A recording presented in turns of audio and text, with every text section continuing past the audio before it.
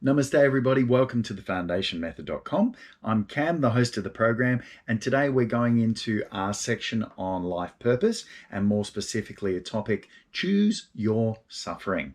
So it might sound a little bit negative, but I'll assure you it's not.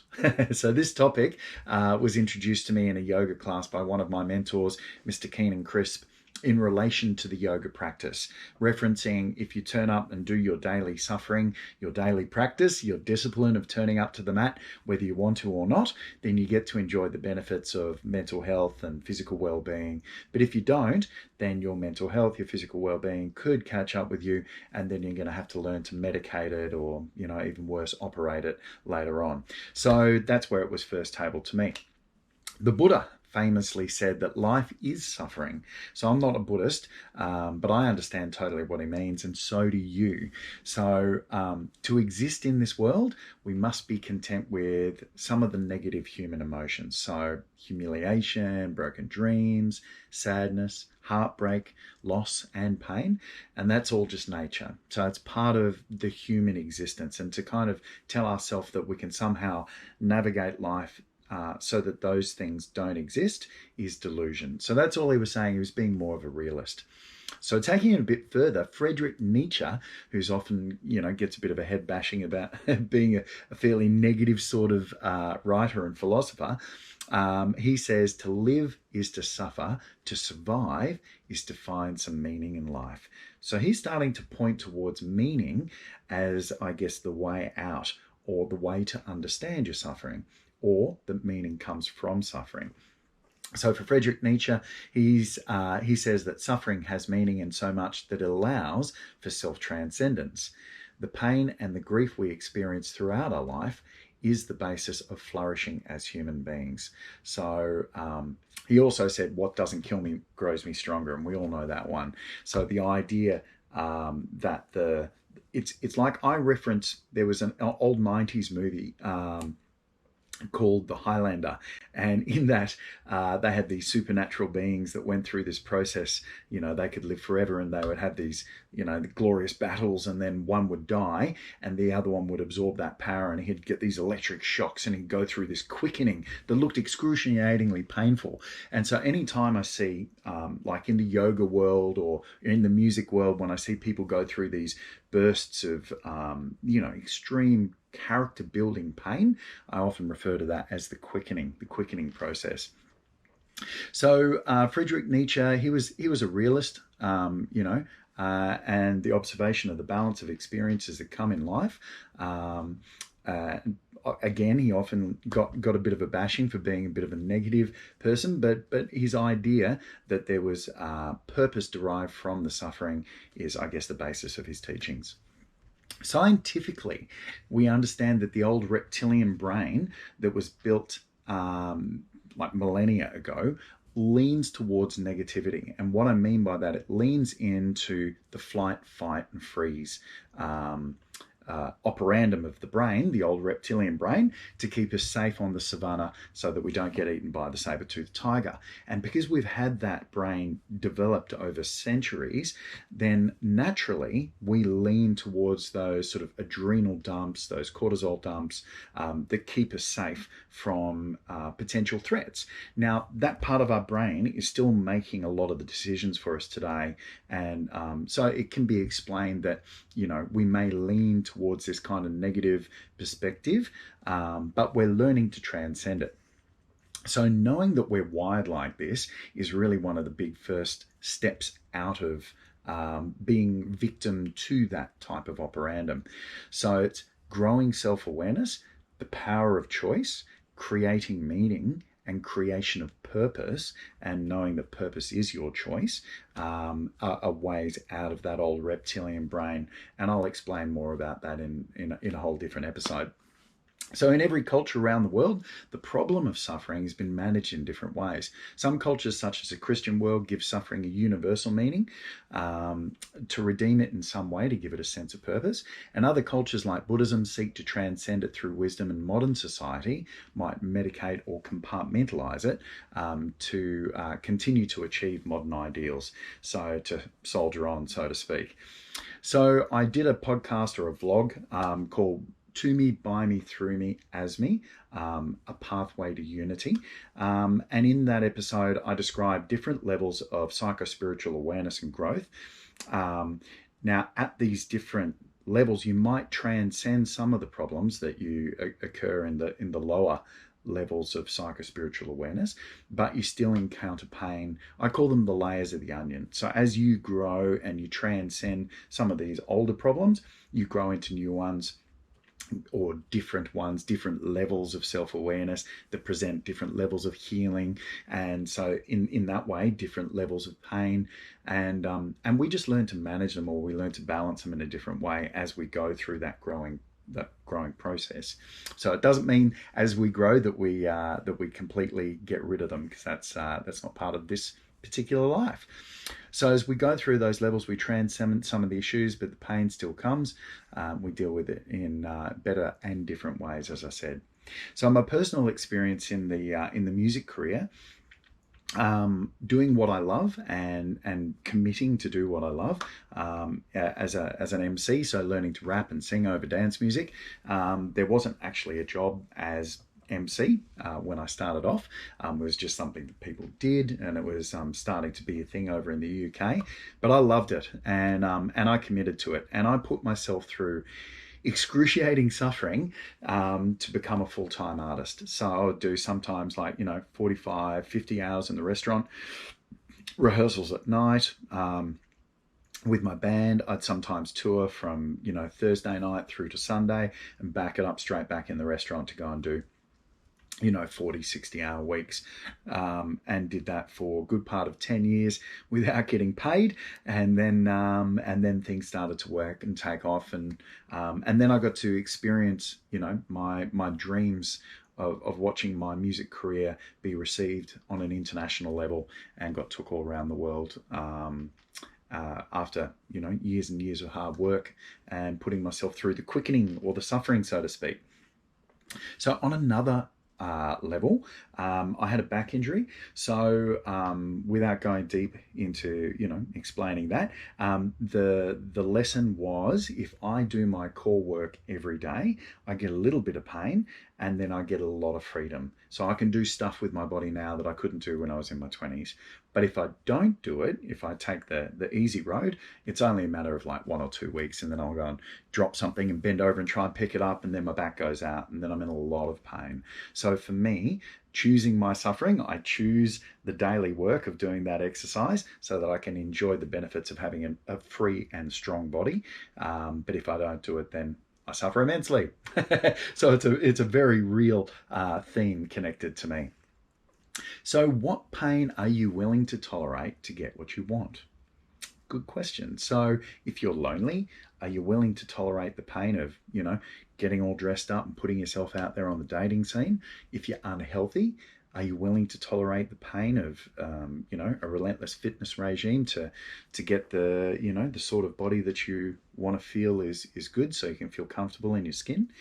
If you're a technophobe, like I used to be a complete technophobe, and then I had to teach myself how to use computers. In COVID, I taught myself to video edit what I'm doing now, and record myself so that I can bring my wisdom to you and bring it to you on the internet when we're having our yoga studios shut down and yoga teachers going out of business. So I chose the suffering of learning brand new stuff that is really outside of my comfort zone. So really, it comes down to what pain are you willing to tolerate to get what you want? There's the choice in the suffering. So why is it important? Why is this concept important? So in a world that's getting easier to survive and more comfortable, the understanding and the need to lean into challenge has softened. So suffer for something that you believe in, or suffer for something that you want to grow or create or build. All of that stuff seems to be diminishing as life gets more and more handed to this next generation. Now, we hear a lot about it. They get a lot of bad flack. They have a lot of amazing qualities. So I'm not going to go down that channel of, bashing a generation that's younger than me and sounding like a crazy, weird old person.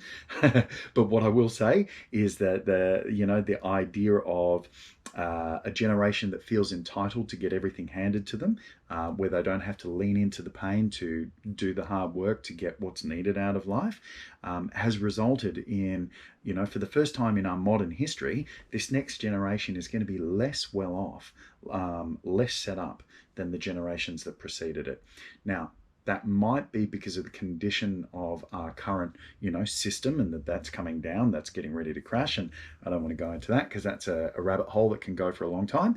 But I'm more referring to that being a case of, the setup's been so wonderful from the generations preceding that people have now found it too easy and they don't lean into the challenge. And one of the common energies that I've noticed coming through is this sense of apathy. Like, they just don't care. They're not angry or upset about anything, or, they don't go through the suffering that's needed to create, this next stage of evolution that hopefully our society is growing towards. But I'll go into that in another episode. So better quality problems, better quality questions, better quality life. So when you're going through that psycho-spiritual growth, as you go through that, you will encounter what they call higher quality problems, or deeper problems, spiritual or ethical ideas. And then that gets you questioning, gets you asking better ideas, or asking better questions, I should say. And then the result of better questions is a better life. Normalize the struggle. So, a great business analogy that was given to me years ago was form, storm, norm. And so this idea of forming an idea first, what am I going to create in life? What am I going to grow towards? There's your creative process. And then the storm, which is the creative creation, the struggle or the quickening. So the idea that once you've got the idea, you got to figure out how to come and bring it into reality. And then after that, the effect is the norm. So it's the after effect, the normal life, living the dream. People go, oh my God, how did you get to this stage in life? And they go, well, and they talk to you about forming the idea. They talk to you about the storm that they went through to create it and make it happen. And then what appears to be normal to them at that stage. So increasing our conscious resilience. So the stronger our why is, there is no how that we can't go through. So, we get to choose what we suffer for and who we suffer for to strengthen our why. So when we're going through this process of, feeling a little bit apathetic or directionless, then if you strengthen the why it is that you do what you do, you'll find that there's no how that you won't be able to endure. And the music career stuff that I talked to you about was kind of really a good analogy for that. I wanted it so much. My why was so strong that, I would do anything to go and achieve it. So want something different in life, do something different. The comfort zones. So Baron Baptiste says, will you survive your comfort zones? We get more and more comfortable, and those comfort zones end up being what deteriorates and what kills us. If you want to create a different sort of life or a different quality of life, then you've got to get ready to step outside your comfort zones. So essentially, learning to get comfortable with being uncomfortable. And then learning to lean in and listen to the wisdom inside the messenger of the pain.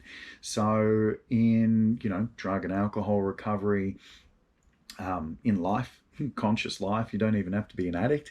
The idea of being able to actually sit with your pain and lean in and listen to the wisdom that comes from it. So what that helps us do is it helps us navigate when we see issues in the future, so that we can understand what was the core, the wisdom that came through that experience. When we medicate it, when we run away from it, suppress it, a lot of the time we miss the actual wisdom and we blame the situation, and that doesn't help us get a deeper understanding and a resolve. It doesn't help us grow. So, if you find, often I'll talk to people who are stuck in like a relationship loop, or, a job cycle loop, or they've got a limiting belief that's at play, that's presenting the same issues over and over again in their life. And one of the common denominators is the externalization of saying it's out there, the problem's out there, it's not with me. But getting people to be able to sit comfortably long enough to understand what their hand and what their role in this cycle is, can be just all that's needed to present the wisdom for them to transcend that cycle. So Tony Robbins says, pain is part of life, suffering is optional. One of my greatest little yoga quotes. I love throwing that in there in the middle of a strong vinyasa class when everyone's sweating, dripping sweat and cursing me on the inside. I can hear it through my mind. Pain is part of life, suffering is optional.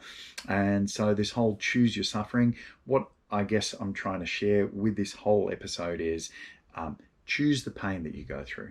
Make that the choice. Choose better quality solutions, better quality problems to go and sink your teeth into. If it's repetitive, that's the suffering. That's the stuff that we're trying to transcend. So in yoga, and this is going into the how, we're going to, embrace choosing your suffering or choosing the pain that you go through. They say yoga chitta vritti nirodha, which is yoga cessates the fluctuations of the mind. So when we have pain come in, the fluctuation of the mind says, I don't like it. And it creates story and color and ideas around it. And this is the vritti, the layers on the mind or the layers on the experience. And then they turn into the churnings of the mind. We create these stories, when you feel, maybe it's a heartbreak or something like that. You'll get these flashbacks to earlier parts in life and you'll relive some of that pain or you'll relive some of those ideas. The things that keep you up late at night that you can't tend to let go of, the stuff that you just churn over and over and in your mind, that actually you're reliving that pain over and over again. Yoga helps you transcend that. So in that way, you can understand the wisdom of what it was that you went through, but you can, as an adult, get to view it in such a way that the emotional heat starts to descend from those triggers and from those experiences. And in some cases, you can completely remove it away and move on to the next layers of the onion. So know that no matter what, you always have choice to decide why you do what you do and your life purpose. So that's your choice. So knowing that you have choice in every situation that you go through is something just really good to be reminded of. Especially I say it to you because I say it to me, and those times where I feel like I have to, or I don't have any option. The reality is we always have choice, and we also have choice as to what our purpose is, as to why it is what we're doing. One of my teachers says, learn to love what you have to do. You don't have to do what you love all the time, because then you're doing the happiness trap.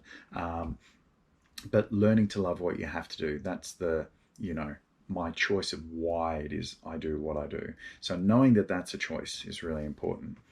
When it comes to feelings of powerlessness around suffering, and I'll do a whole episode on this one, the serenity prayer. So God, grant me the serenity to accept the things I cannot change, give me courage to change the things I can, and the wisdom to know the difference. So anyone who's gone through a recovery process will know that one off by heart.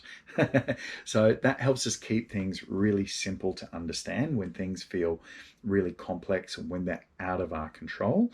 So very simple 3 parts for living. 1, can I do something about this? Is it mine to change? And if not, let it go, accept it, make some peace around it. Step 2, if I can do something about it, build a plan and do the next right thing. You don't have to climb the mountain in one day, but just build a plan and start it. And step 3, if I can't see if it's mine to do, or if it's just ruminating suffering and I can't get my head around it, time to meditate, ask your higher power. If that's not for you, ask a mentor. If you don't have a mentor, ask somebody who's been through what it is that you're going through, and who's got the quality of resolve that you want to get. So always remember that part. If you're asking somebody's direct experience, try and ask somebody who's got the result that you actually want. Because if you're asking somebody who's kind of gone through it, but they've never really got the result that you're after, you'll be getting a tainted view. So be mindful of that. Check in with and audit your values regularly. Do they still align? Are you growing to what serves or deserves you at this stage in life? So, understanding, what my inner values are helps me understand why it is what I do, and when you're changing or creating your life purpose, it's really important to check in with those values in life, so that then you know what you're serving. What are the masters you're serving based on your inner world? What are my inner values? What's my inner purpose? And I will do a whole episode on that one as well. This too will pass, and progress, not perfection. Two great little recovery and yoga gems of wisdom. So just knowing that, this pain is momentary. It comes and it goes, just like a cloud. All feelings come and go. They're designed to pass through us, where, the rich tapestry of emotion, we should feel all of it, the whole gamut of life. It makes us more rich. It deepens our character. And understanding that, as you're working towards this, you're going to get it wrong. You're going to get it right. But it's the progress, not the perfection, that's really important here, that you're just making daily progress on the things that are causing you that struggle in life. Learn to get comfortable with being in discomfort. So yoga, learning to lean in. One of the greatest pieces of wisdom that I've got from my yoga practice is learning to be able to be okay sitting in a posture, be uncomfortable, and not need to change it, not need to run away from it, just breathe through it.